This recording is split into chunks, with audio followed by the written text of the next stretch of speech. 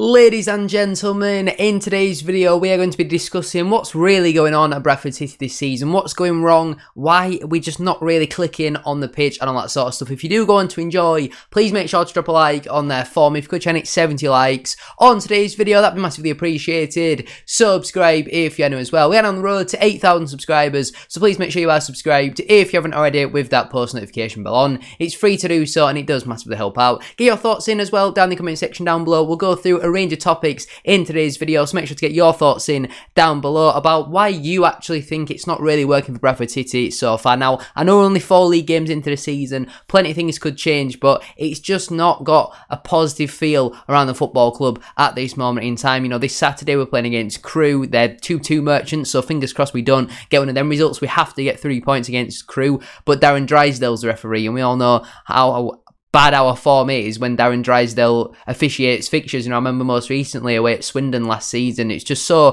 frustrating. And with our start to the season, I think Valley Parade, if we do go a goal down or we play some more, you know, boring, negative defensive football, I could really see Valley Parade getting massively toxic, and no one wants that. But it seems like that's the direction we're going in. There's more and more, I don't even know what the right word is, more and more posts on social media constantly about wanting change, whether that's Rupp, Sparks, Hughes, you know, and I know that doesn't speak for everyone, and social media is more of a minority than a majority, but there's clearly a decent percentage of fans who are unhappy with the structure of the club at the moment. And I think even if we beat Crewe, then people's opinions on whatever they are, on a range of different people at the football club, they shouldn't really change, in my opinion. But if we take it back then to the end of last season, obviously a very disappointing result against Carlisle United to knock us out of the playoff semi-final after what was ultimately a failure of a season. You know, it was progress, but it still wasn't a success. You know, it still was a massive failure. Bradford City not getting promoted from League Two. And we thought, you know, we're not actually too far away here. You know, we've got a 30-plus goal a season striker, a brilliant goalkeeper, a solid defence. We just need a few more goals going forward, and especially from midfield. And we really could challenge for the top 3 next season. And it seemed like we'd completely ripped everything up. We wanted to start again with a new philosophy, new formation, and I just don't really get what the thinking was behind that. Obviously last season for the majority we played a 4-2-3-1 and also a 4-diamond-2, and this season we started out in a 3-5-2, now we've gone to some sort of 3-4-3, and now we're adapting to do like a hybrid in between and have Smith and Cook as your strikers and Adore as an attacking midfielder, and it's just not really been working. You know, we did decent against Colchester, but they certainly had chances, and against the better side we would have been punished. We had the chances against Stockport, and then Saturday against Morecambe, it was just absolutely terrible. I mean, when your club captain set the example that he did for their second goal, that's completely unforgivable for me. Whatever Smallwood does in a Bradford City shirt, that will always get brought up, because that was just absolutely criminal. And there were so many players who were just massively underperforming so far this season, and that is again a big factor as to how poor our results have been so far. And again, I know we're only 4 games in, but I think the discussion is there to be had. You know, you look at Harry Lewis last season, absolutely brilliant for 90% of the game. He tailed off a little bit towards the end of the campaign, and he's carried that into this season as well. In every league game we've played so far, he's been at fault for at least one of the goals that we've conceded. You think Crawley should be saving a free kick from there and should definitely set up his wall a lot better, in my opinion. Granted, in the Carabao Cup game against Accrington, he played quite well in that one, but then Colchester, massive error for their first goal. Stockport should definitely do a lot better with that, either catch it or parry it away from goal. Poor goalkeeping. And then on Saturday, again against Morecambe, first goal, what on earth is he doing from the free kick? Getting beaten once again at his near post on his side. The second goal, flat-footed, and then obviously the third goal is a penalty, so I'm not going to critique him for that. But the problem for me is going forward as well. You know, last season we relied so much on Andy Cook and his goals, and he did absolutely brilliant to score 31 last season. This season, for the large majority, he's not really had the chances. You know, he's had a couple of half chances. Obviously, that Stockport game, he had 2 massive chances. The penalty, again, never really going to dig a player out for missing a penalty when it's, you know, it's been saved by the goalkeeper. If he put it wide or over, then fair enough, but he's hit the target, and you know, sometimes you win some, and on this occasion he did lose one. The one-on-one as well, like, it's not really Andy Cook's game, you know, one-on-ones, bearing down in on goal. He should have done a lot better with it, and again, his form's a little bit of a concern. He's all-round player, I don't think it's been too bad, but his finishing in front of goal this season has considerably got worse than last year.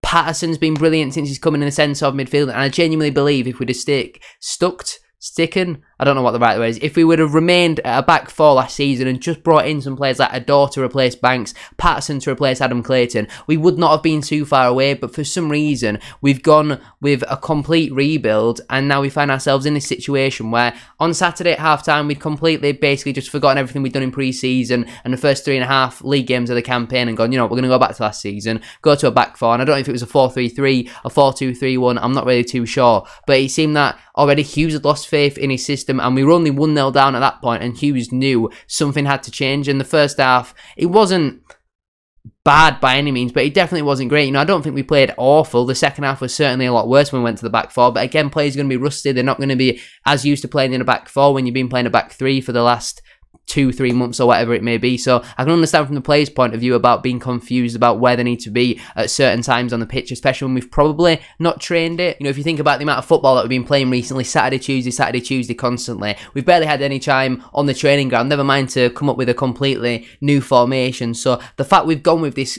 you know, massive complete rebuild, it just seems so strange to me, and I don't really know why. Defensively, we look so much weaker as well than last season. I know we've lost Critchlow, but I actually felt defensively he was not that good. He was a very, very good ball player. You know, he's very good with the recoveries and all that sort of stuff. But as an actual defender, I personally thought Platt and Stubbs were better. And so far this season, neither of them have really set the world on fire. You know, neither of them have really pulled up many trees, especially Sam Stubbs. I don't know what's happened to him this season, but he looks a shadow of himself from last year. Platt has always been, you know, pretty stolid for League 2, you know, always going to give you a 6 or a 7 out of 10. I don't think he's really dropped from them standards. I think, you know, he took a little bit of hurt from being dropped in that Crawley game, and he's shown that in a few of his performances where he has played quite well, but overall we just look so much weaker defensively. And our third best player last season was comfortably Brad Halliday behind Andy Cook and Harry Lewis, and he's been pretty much dropped from the squad complete. You know, he's found himself on the bench for the majority of the time, a couple of games where he's not even managed to get onto the pitch, and I think that's absolutely criminal in my opinion. You know, Halliday is 10 times the player Oyugoke is, and that's even at right wing back, and Oyugoke was meant to be a right wing back specialist, sorry, and he's just not good at anything. And you know, you look on the left side, it's taken us 4 games, competitive games into the season to finally sign a left wing back. That should have been done 2 months ago. You know, that it's a famous saying that if you fail to prepare, you prepare to fail, and that's what we did in that position. And I just feel like we just got it a bit wrong in the summer. You know, we did business we didn't need to do, and we didn't do business we did need to do. And I feel like a lot of the fans can see what the problems are in the team, you know, in the selection, all that sort of stuff. And, you know, the one that matters the most is Mike Hughes and his coaching staff. And for some reason, they just don't seem to see it. And it's so frustrating when you're a fan, when, you know, whenever we go 1 goal up, for example, just keep going forward, go on and try and get that second goal. Don't sit back and try and defend. It's so not even just annoying and frustrating when we eventually concede late on. It's boring. Like, the fans are actually getting bored by Mike Hughes' football, and something has to change. I'm not saying it's got to be 90 minutes of attacking or 110 minutes, whatever it is these days, but you've got to show a bit more when you go 1 goal in front. You can't just sit in a low block and try and defend it, because we've seen so many times last season you're going to concede goals, and we saw it against Stockport. We got a really early goal in the second half, and we thought, you know, we'll try to defend for, you know, the rest of the game, and we ended up conceding from another set piece. We've conceded from about 3 or 4 set pieces so far this season. Again, another massive error. We're not really scoring goals. We didn't really score goals last season, but we're definitely not scoring goals now. We're conceding a lot more, and the feeling around the place is just not a very nice one, and it's so frustrating, because I would absolutely love for us to win every game and win the league, but it's just not the reality at Bradford City at the moment, and I personally do think things need to change. There wasn't really much structure to this video. I just wanted to come on and have a bit of a ramble for 8-10 minutes, something like that. Thank you all very much for watching. Apologies about the setup going on. I'm currently changing my whole office around, and I'm just waiting for different things to arrive at different times. So for now, for the next week or two, things will look very different, and you'll see a little bit of a transformation over the next 14 days. But I'm going to leave it there for today's video. If you have enjoyed, please make sure to drop a like on there for me. If you could try and hit 70 likes, as I said at the start of today's video, that would be massively appreciated. Subscribe if you're new as well. We are on the road to 8,000 subscribers, so please make sure you are subscribed if you haven't already, with that post notification bell on. It's free to do so, and it does massively help out. Get a comment as well down in the comment section down below. Where do you think it is currently going wrong for Bradford City at this moment in time? Thank you all very much for watching. Have a great rest of your day, and I'll see you all tomorrow for my championship table predictions. Peace.